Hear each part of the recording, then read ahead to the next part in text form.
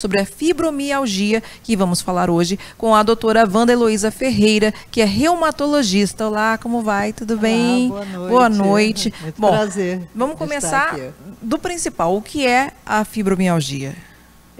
Fibromialgia é uma doença que se caracteriza por uma dor músculo-esquelética generalizada e crônica, né?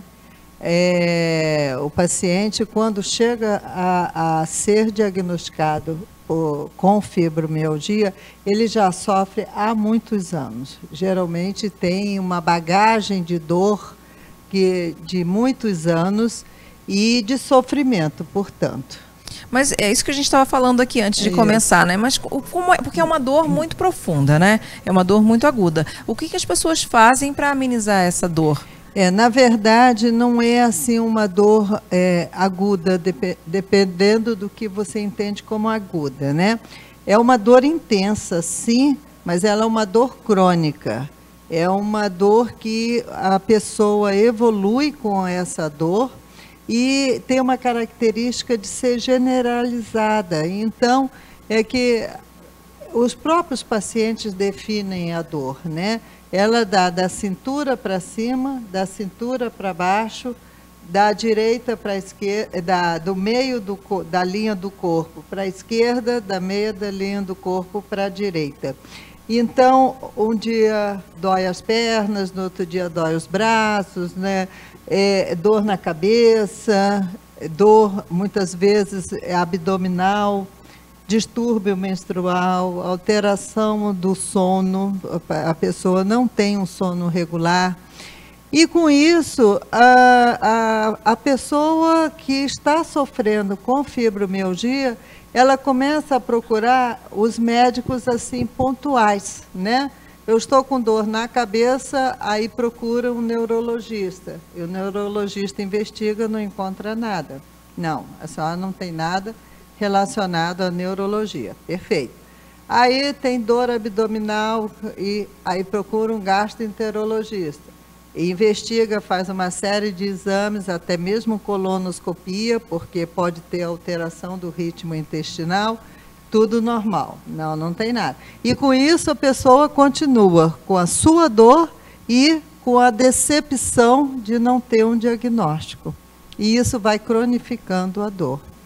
Na verdade, a fibromialgia, ela tem um estímulo. O núcleo central da dor, ele está estimulado. Então, a pessoa recebe estímulo para ter dor na periferia, ou seja, dor no braço, dor no abdômen, dor nas pernas, e sem a causa da dor, está necessariamente nas pernas ou no abdômen e tudo. Então, é um quadro bastante difícil de diagnóstico, mas quando se pensa na doença, isso se torna um pouco mais fácil, né? Agora, quais são as causas do estresse? Aí é que está. Não tem uma causa definida, né? Não tem. Na verdade, você tem uma predisposição a ter um distúrbio, digamos assim, da modulação da dor, e com isso, essa predisposição, você pode ter o start por um estresse, né, digamos assim, orgânico ou emocional. Vamos lá falar de um estresse orgânico. Muitas vezes a pessoa tem uma pneumonia, é curada daquela pneumonia e passa a evoluir com a dor. Outro estresse orgânico, uma cirurgia. A mulher vai fazer uma esterectomia e dali evolui com um quadro, quer dizer, exacerba, dá o start no quadro de fibromialgia. O estresse emocional também pode acontecer. Nós já tivemos casos de adolescentes que a vida inteira estudaram numa escola, onde tinha o seu meio de amizades, onde tinha o seu nível socioeconômico, e tiveram que mudar de escola. E isso foi um estresse emocional importante para a criança. Aí para o adolescente principalmente, aí você tendo a predisposição, você pode evoluir com a dor, né? Evoluir com o quadro de fibromialgia. Você estava falando que 10% da população tende a ter fibromialgia. E as doenças reumatológicas, elas acometem mais as mulheres do que os homens. Tem um motivo? Não tem um motivo em especial, né? Mas nós sabemos que a mulher, durante a sua vida toda, ela tem a sua imunidade ela muito desequilibrada em vários períodos da sua vida, né? Começa com a menarca, quando tem a primeira menstruação, depois com a gravidez, depois menopausa. Mas a grande maioria das doenças autoimunes, elas têm a predisposição genética. Isso daí, senão todo mundo teria doença, porque toda mulher, né, tem esse balanço hormonal mensal, digamos assim, e também durante a gravidez, isso é comum. Então, mas nem todas as mulheres têm doenças reumatológicas, né? E não tem uma explicação, certo? Só que a imunidade da mulher, ela é muito mais comprometida do que a do homem ao longo da vida. A gente já falou de sintomas, né, de alguns sintomas, a gente já falou também sobre a dificuldade com relação ao diagnóstico. Agora, com relação ao tratamento, é uma doença que é de fácil tratamento, é uma doença que tem cura? Não é fácil tratar fibromialgia. Mesmo porque a fibromialgia, ela não pode e não deve ser tratada por um único profissional. Digamos, o reumatologista ou algum outro profissional, como, por exemplo, da clínica da dor, que também pode tratar. Tem que ser multidisciplinar. Exatamente. O tratamento tem que ser multidisciplinar. E aí está incluído, principalmente, o apoio psicológico, né? Eu costumo dizer assim, o tratamento da fibromialgia, você abre um guarda-chuva e olha esse guarda-chuva assim, pela metade. Você tem aqueles vários pontinhos, cada pontinho é um profissional que vai cuidar. Tem que ser uma equipe. Porque, veja bem, Luciana, não adianta você só medicar. Não adianta você distribuir medicamento. Você tem que distribuir conhecimento para o paciente. Além disso, você tem que ter o apoio psicológico, porque imagina uma pessoa que há anos sofre com uma dor e que tudo quanto é médico diz que a pessoa não tem nada, porque todos os exames são normais, e ela sofre com aquilo. Nós temos pacientes que evoluem para um quadro de depressão grave, porque eles sentem dor, eles têm uma doença, mas ninguém acredita nisso. Nem a própria família acredita, muitas vezes, né? Então, o apoio psicológico é importante. Além disso, também o exercício físico, não a atividade física, mas o exercício físico é muito importante. Só que esse exercício físico, ele tem a hora de ser introduzido. Imagina você que está com dor há muito tempo, o médico vira e é isso que acontece. Às vezes é a falta do tato, é o momento de você indicar tal e tal terapia, né? Imagina você que está com uma dor há alguns anos, uma dor intensa, e um profissional diz para você, você tem que fazer exercício quando você não aguenta arrumar uma gaveta.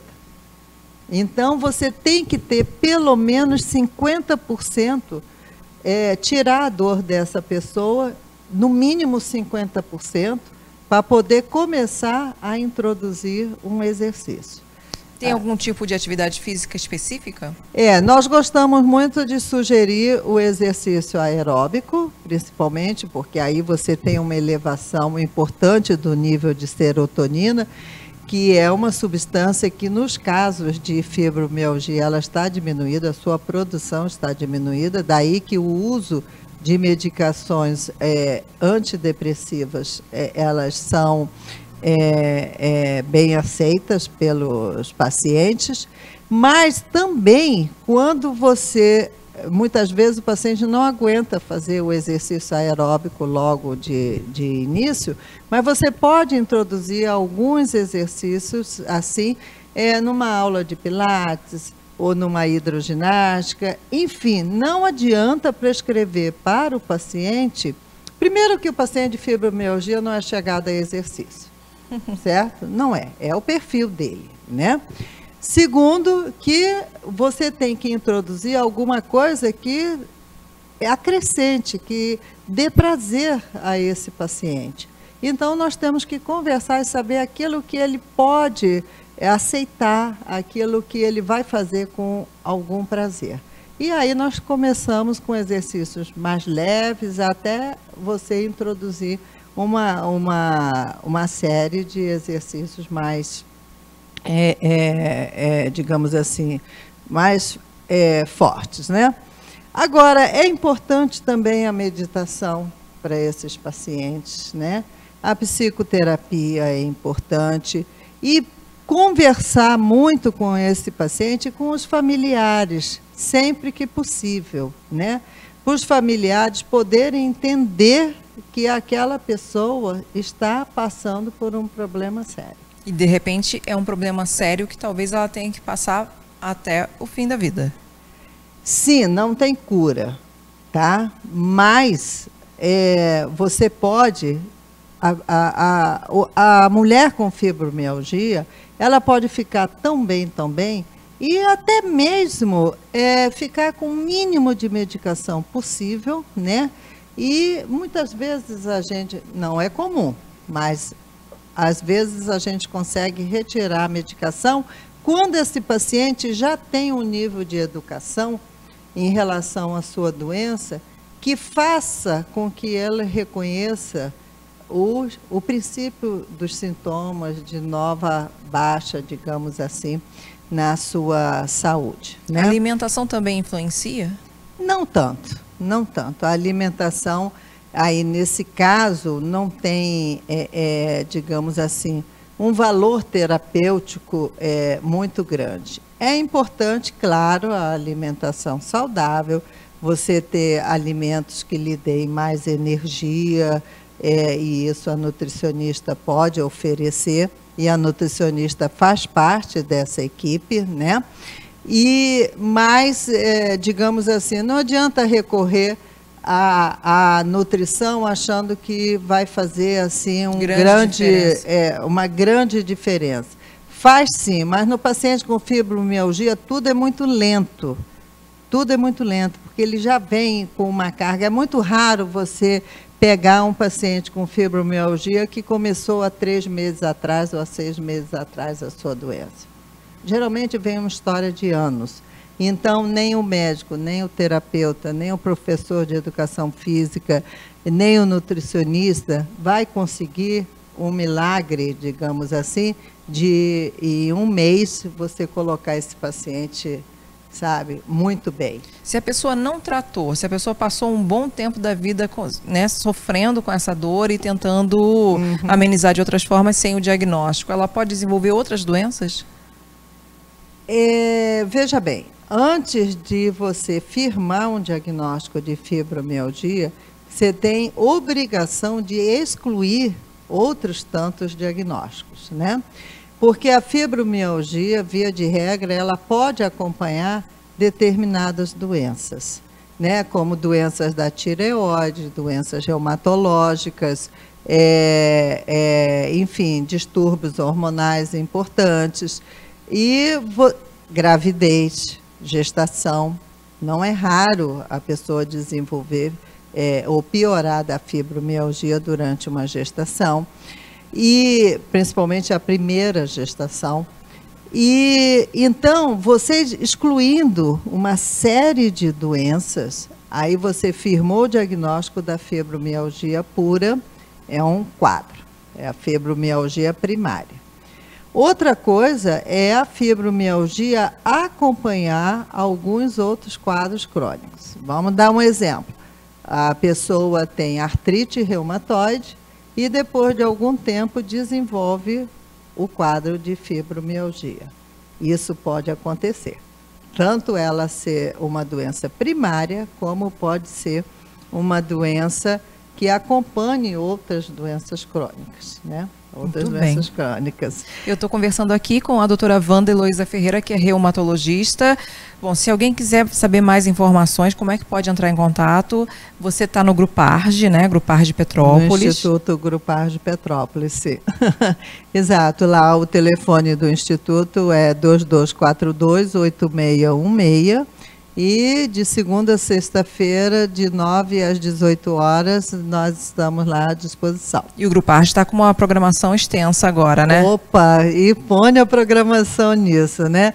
Agora, em maio, nós já vamos ter a semana da espondilite anquilosante e provavelmente uma campanha de detecção precoce de hepatite C também, porque isso faz parte, é nossa obrigação sempre estar diagnosticando hepatite C.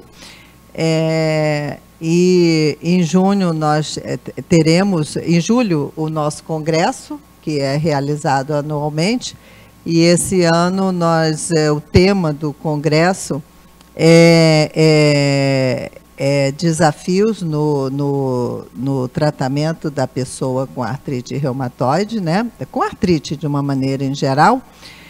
E em julho teremos o nosso baile beneficente, né, no Clube Petropolitano, mas a notícia principal é que nós estamos lançando a Universidade do Paciente com Reumatismo.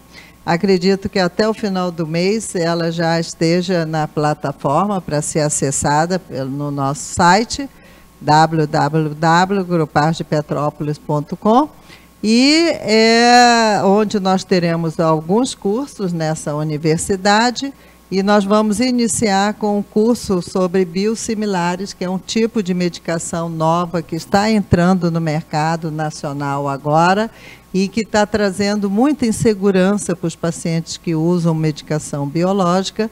Então, esse curso é que vai estrear a Universidade do Paciente com Reumatismo. Muito é a Unipar. Muitas informações. Doutora Wanda, sempre que vem para cá, ela traz muitas informações aqui no Bem Saúde. Eu quero agradecer a sua entrevista mais uma vez, super informativa. Seja sempre bem-vinda aqui no programa. Eu que agradeço a oportunidade, sempre o acolhimento ao Gruparge. Obrigada.